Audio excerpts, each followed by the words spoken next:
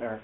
I guess I got a question for Jamie, just because I imagine you've probably done about pure barefoot running. A year ago I could have said that, but I've been eclipsed. I'm just curious, in your experience barefoot running on the roads, have you ever run on a piece of glass or caught that thing that everybody's afraid of?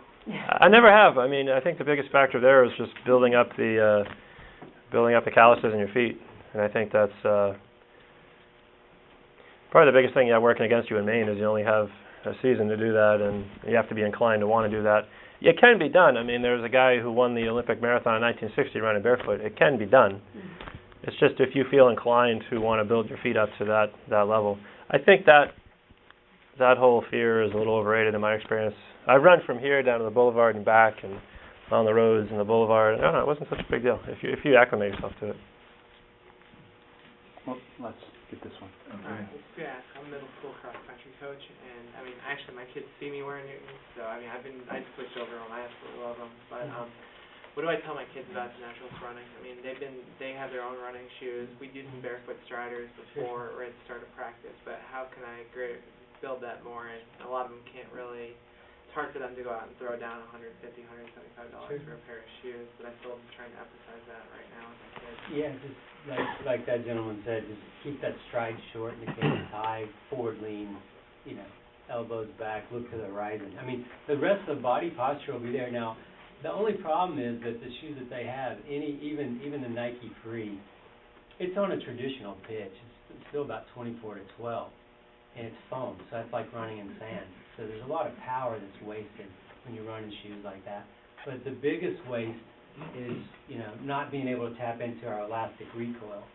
So if this is my foot and I'm coming to the surface, and you mentioned running on your toes, it's not running on your toes, that's sprinting.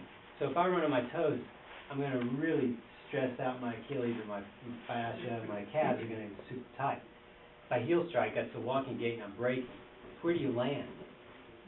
Parallel. You need to land parallel to the earth. Parallel to the surface. That's ideal. Now, if you land parallel and slightly on your forefoot, there's a phenomenon that happens is that your heel will settle down second and lightly touch, or at least settle downward towards the earth.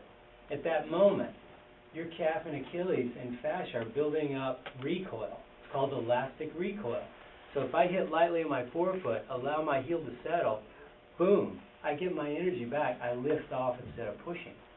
So if you can get them forward enough that they're lifting quickly, like all the drills, right? High knees, butt kicks, skipping 1 and 2. All the drills that are ever intended for any runner are to emphasize forefoot striking.